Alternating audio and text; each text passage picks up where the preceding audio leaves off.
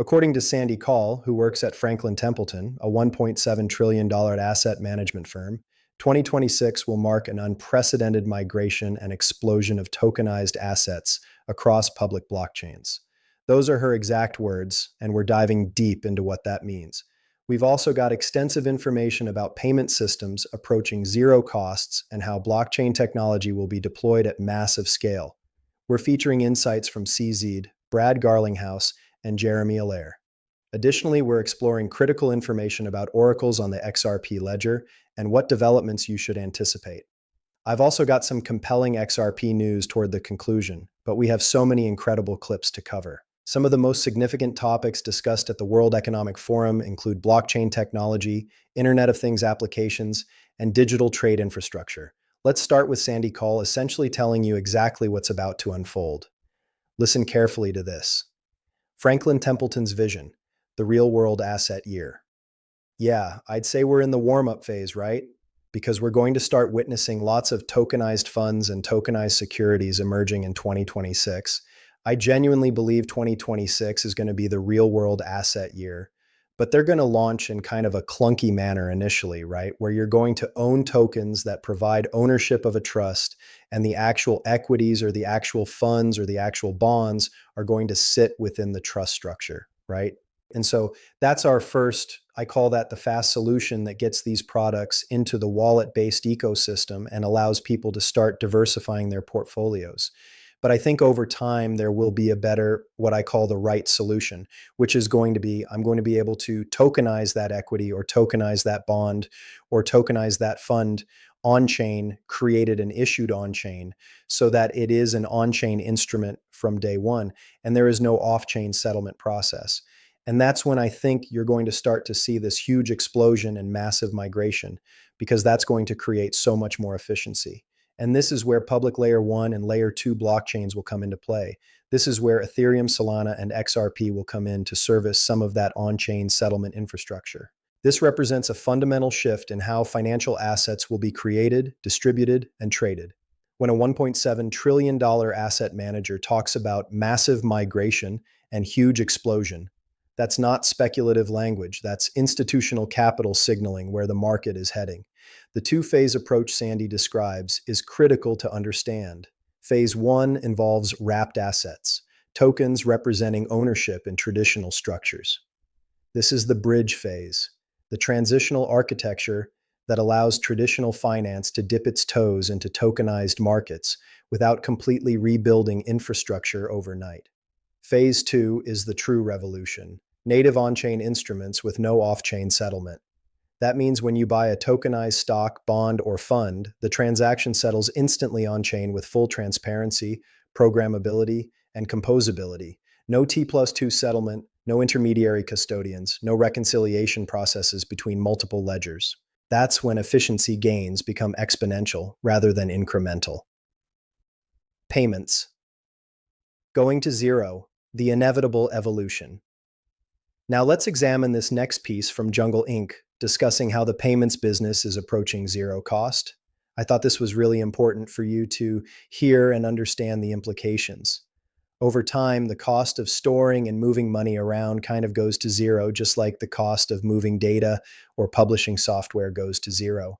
And so in that future world where AI agents are doing the money movement, it's going to be hard to see, hard to know exactly what the payment business model is over that period of time. But everybody has to participate in the technology. However, not everyone agrees we're that close. Some argue that institutions like JP Morgan are years away from this reality, right? While others, like Visa, think it's near term. There's always that one guy in these panels, excuse me really quickly, this particular commentator is kind of a downer, man. Every time he speaks, I'm thinking, oh dude, we need to get a fresh perspective on here. Maybe the boomers appreciate this guy? I don't know, but I think we need someone with a more forward-thinking outlook, always negative. It's a question of how fast this scales, right? Is this, as some officials suggest, going to be $3 or $4 trillion of stablecoins blanketing the world in the next 3 or 4 years, or is it going to be $1 trillion of stablecoins? And how much is that woven into the whole financial system? You know, we take a somewhat conservative view on that when we discuss. Here's the critical context. The United States needs 3 to 4 trillion in stablecoin adoption, right? Because right now you have countries like Japan, China, and the UK walking away from US debt. They don't want to purchase anymore. They're essentially saying, I'm done with this. We've seen this movie play out before. So who buys treasury bonds now? The government's going to need to raise capital. How do you accomplish that? Well, you have stablecoin companies stepping in. That is where the demand should originate from. They're hoping that's where it will come from. And frankly, it's one of the few viable paths forward for US debt financing. This isn't just about payment efficiency, it's about the fundamental architecture of how sovereign debt gets financed in a world where traditional buyers are stepping back. Stablecoins represent not just a technological innovation, but a geopolitical financing mechanism. CZ on AI agents and crypto, the native currency. Here is CZ, who doesn't currently work at Binance, right? Yeah, he can't work at Binance for a few years. I'm not entirely clear on all the details of that arrangement. Here is CZ, formerly of Binance or working at Binance. Let me clarify that. When CZ was going through all the legal proceedings, I know that he wasn't permitted to be the CEO of Binance for several years, and you still have Richard Teng, I believe is his name, who is the current CEO of Binance. So I'm not exactly sure where CZ's role fits now. That's what I was trying to articulate. I need to investigate that further. The native currency for AI agents is going to be crypto. They're not going to use bank cards. They're not going to swipe credit cards. They're going to use crypto. Blockchain is the most native technology interface for AI agents. So when AI goes big today, AI agents aren't really agents. They don't buy tickets for you. They don't pay for restaurants for you. But when they actually do perform those functions, those payments will be in crypto. The native currency for AI, those payments will be in cryptocurrency. This is an absolutely critical point that many people are overlooking in the current AI hype cycle. Think about it logically. AI agents need to transact autonomously, instantly, globally, and programmably. Traditional payment rails cannot support this. You cannot give an AI agent a credit card number. You cannot have AI agents wait 3 business days for ACH transfers. You cannot have AI agents navigate the complexity of international wire transfers with different banking hours and currency conversion fees. Cryptocurrency, specifically programmable instant settlement blockchain networks, is the only technology stack that makes autonomous AI agent commerce viable at scale. This isn't speculative. This is architectural necessity. When AI agents begin booking your travel, ordering your groceries, paying your bills, subscribing to services on your behalf, and conducting thousands of microtransactions daily, those transactions will settle on blockchain rails. There is no alternative infrastructure that can support that level of automated, permissionless global commerce. CZ is absolutely correct on this, and the implications are massive. Every major blockchain that wants to be relevant in the AI economy needs to be optimizing for machine-to-machine transactions, not just human-to-human transfers. Brad Garlinghouse on tokenization and sovereignty. If you've seen this clip already, fast forward about 2 minutes and 10 seconds. We're discussing tokenization, and I wanted to feature this clip because it's highly relevant. Assets on Ripple's XRP ledger surged over 2,200% last year. Just weigh in from your perspective. Well, I think I agree with a lot of what was said here. I do think the first poster child of tokenization was really stable coins. You saw, as others observed, massive growth last year. I think, it went from, in 2024, $19 trillion of transactions on stable coins. In 2025, it's $33 trillion. So about 75% growth. I think many in our industry would say that's going to continue.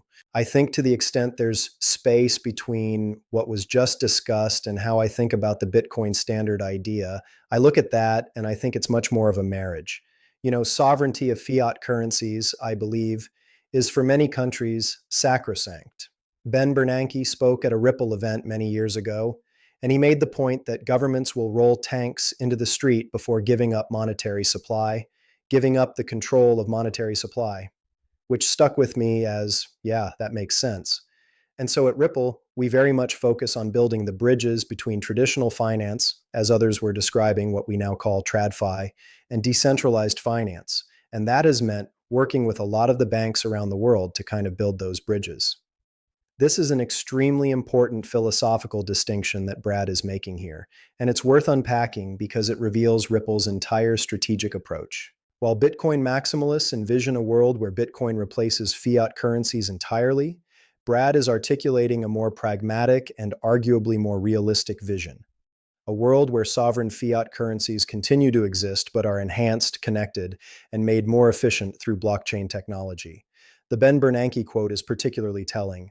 Governments will roll tanks into the street before giving up control of monetary supply. This isn't hyperbole, it's historical fact.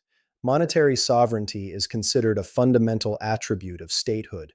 No major government is going to voluntarily cede that control to a permissionless, borderless cryptocurrency that they cannot regulate or influence. Understanding this reality is what separates realistic blockchain strategies from idealistic ones. Ripple isn't trying to replace central banks. They're trying to make central banks more efficient. They're not trying to eliminate fiat currencies. They're trying to digitize and connect them.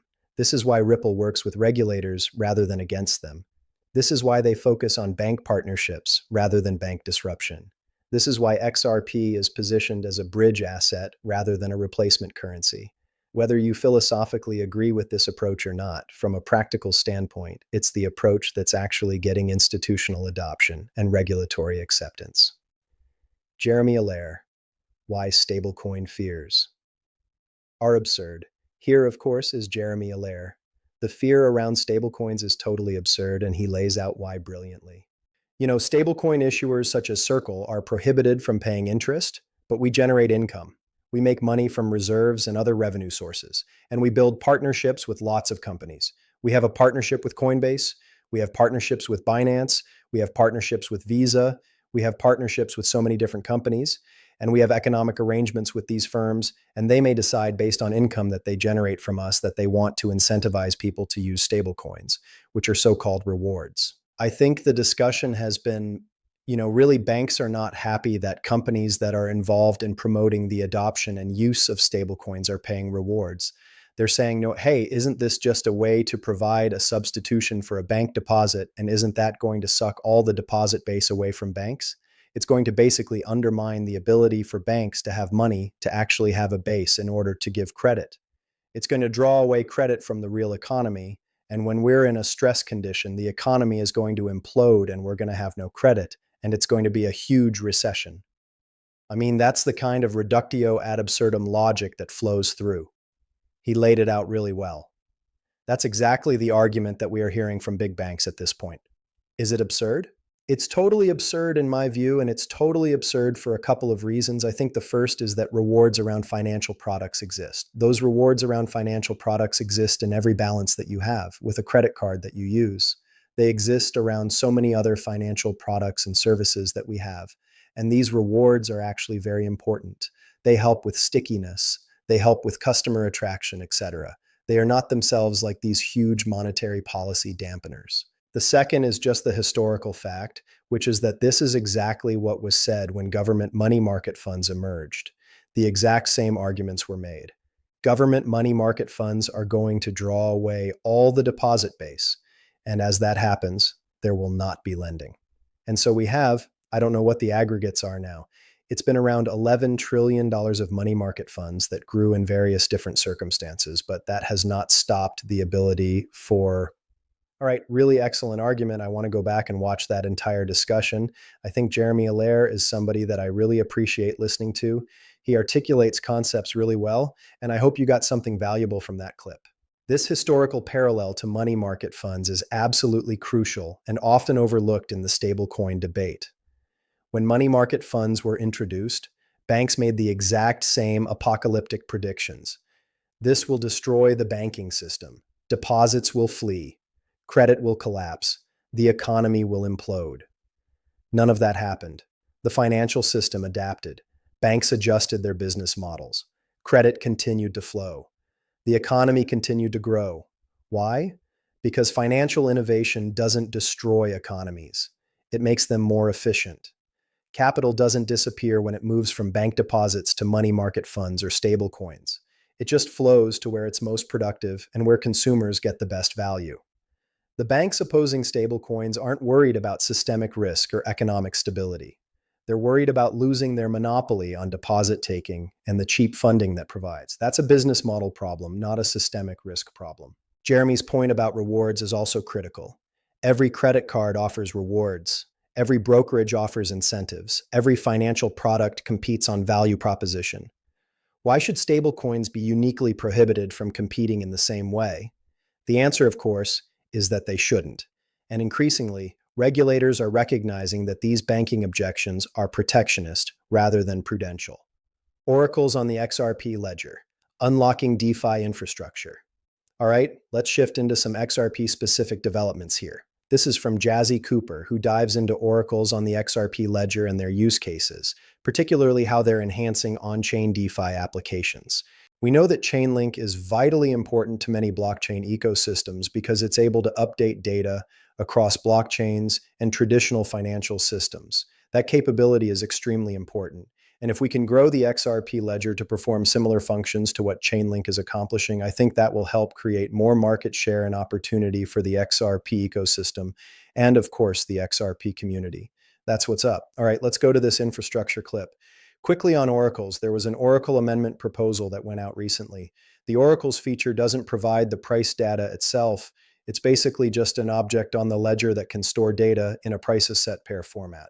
So there have been two partners signed on, Band Protocol as well as DIA. They're going to be two data providers furnishing information into these on-chain objects. There could be others. I hope there are others on the ledger that serve different use cases. But ultimately, this unlocks a lot of powerful use cases. If you are using DeFi primitives and you want over-collateralized loans, you need the ability to track the price of your collateral in real time on-chain.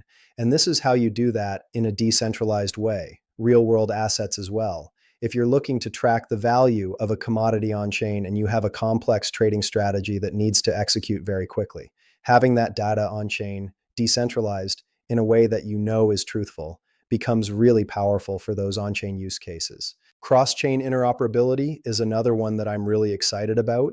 And this actually takes pieces from a lot of the other elements of this discussion. So if we want to make the argument that XRPL is best in class for bringing tokens on chain and doing value transfer and movement on top of that, so tokenization, payments, trading, borrowing, and lending, we want to be best in class at this subset of things. We shouldn't hide that. We shouldn't keep that just to ourselves. We should expose that to all the other blockchains. There might be another chain out there that is best in class at doing generative NFTs, and that's not our bread and butter. But ultimately, if you need to do value transfer, you should have easy access to those tools on the XRP ledger. And that's where cross-chain bridges and aggregators come in. So we've talked at this conference about Axelar. There's also Wormhole. There are cross-chain aggregators. There's Mayan Finance. Different applications that are allowing tokens and assets that exist elsewhere to be able to leverage all the value on the XRPL DEX, for example, at the click of a button. So cross-chain is becoming really important. Man, it's always enjoyable to listen to Jazzy Cooper. She's so knowledgeable and articulates complex technical concepts in accessible ways. Let me break down what oracles on the XRP ledger actually mean and why they're significant. Core functionality. XRP ledger price oracles were introduced via the XLS 47D standard and activated with the Price Oracle Amendment. They store data for up to 10 asset pairs per oracle entry. Off-chain providers like DIA and Band Protocol validate and send price data, which on-chain oracles record with fields such as base asset, quote asset, asset price, and scale for precision. Developers can query these oracles using standard ledger APIs without requiring external services. This is huge for user experience and security. Everything happens natively on the ledger without relying on external API calls that could fail or be manipulated. Critical use cases. Oracles track collateral prices on chain, which is absolutely critical for institutional DeFi use cases like lending protocols, tokenized real-world assets, and automated market makers on the XRP ledger. As highlighted by Ripple's Jazzy Cooper, they form key infrastructure for bridging off-chain data to on-chain protocols, supporting features like the upcoming lending protocol XLS 66D.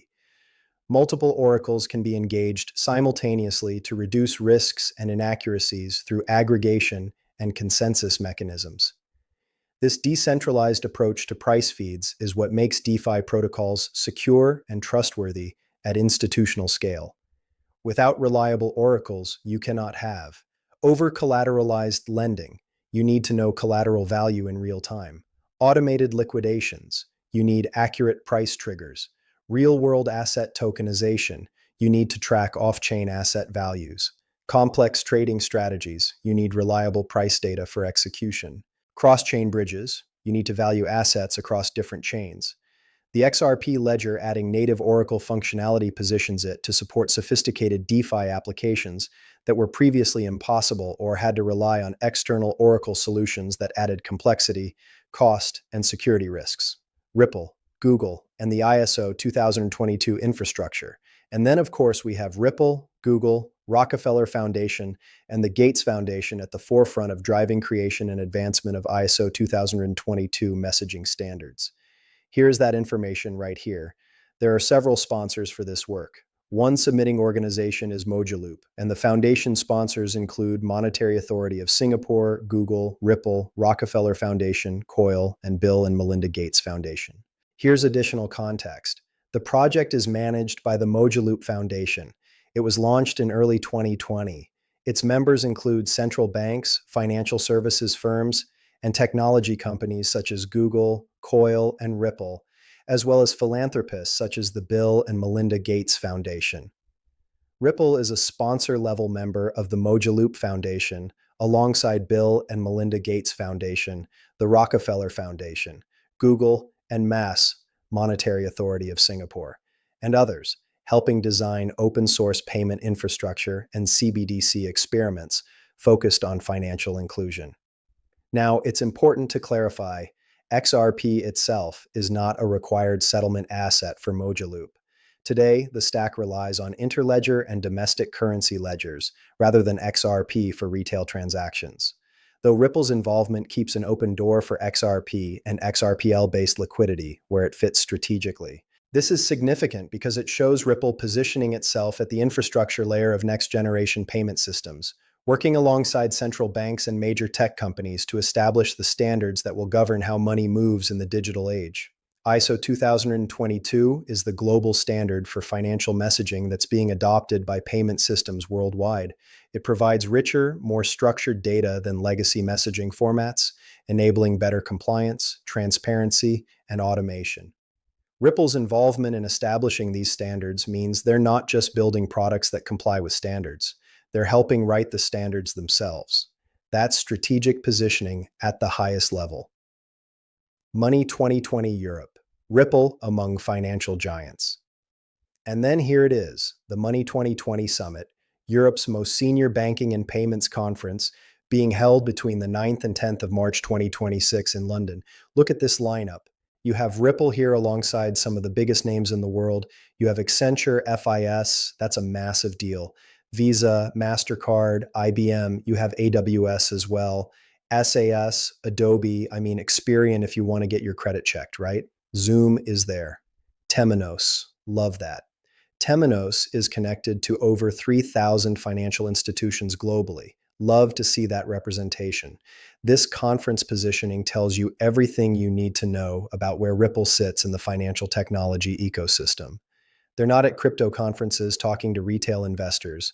They're at enterprise banking conferences sitting alongside Visa, MasterCard, and IBM.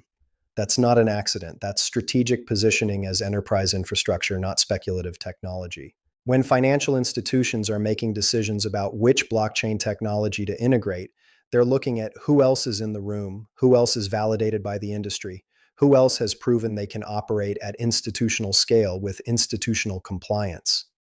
Ripple's presence at Money 2020 alongside these established players signals that they've successfully made that transition from crypto startup to enterprise infrastructure provider. NYSE tokenized equities. Carlos Domingo's Take All Right. We have one final clip here from Securitize CEO Carlos Domingo discussing crypto in America and the New York Stock Exchange's major announcement. Let's play it. The New York Stock Exchange announced this week the development of a new exchange for the trading and on-chain settlement of tokenized equities. Would love to get your take on this, and what do you see as the impact from the New York Stock Exchange doing this on the broader tokenization market and maybe even on Securitize itself? So I saw the announcement as extremely positive. A lot of people were criticizing it or were skeptical about it. I think that first, the New York Stock Exchange is the New York Stock Exchange. The fact that they are launching a new trading venue, I don't think it's going to be an exchange. I think it's an ATS, which is technically not an exchange, but the fact that they're launching a new venue that is going to have native tokenized equities, not derivatives, not wrappers, not price trackers, but a token that actually represents the same security.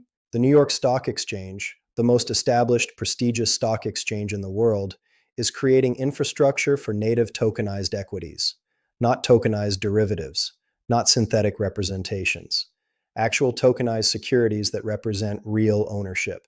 And critically, this infrastructure sits outside the existing market structure. It doesn't use DTC, Depository Trust Company, the centralized clearing and settlement system that has been the backbone of securities trading for decades. This is the NYSE saying, the future of securities trading is tokenized, on-chain, with instant settlement, and we're building that future rather than waiting for it to disrupt us. When the most traditional established player in financial markets makes this kind of move, it validates everything the tokenization advocates have been saying for years. It signals that tokenized securities aren't some fringe crypto experiment. They're the inevitable evolution of capital markets. 2026 isn't just another year in crypto. It's the year the infrastructure gets built, the institutions deploy capital, the standards get established, and the architecture of the next financial system becomes visible to everyone, not just early adopters. The signals are no longer subtle. The players are no longer fringe. The capital is no longer speculative. This is the main event. And whether you're positioned for it or not, it's coming. Thanks for watching, and I'll see you in the next deep dive.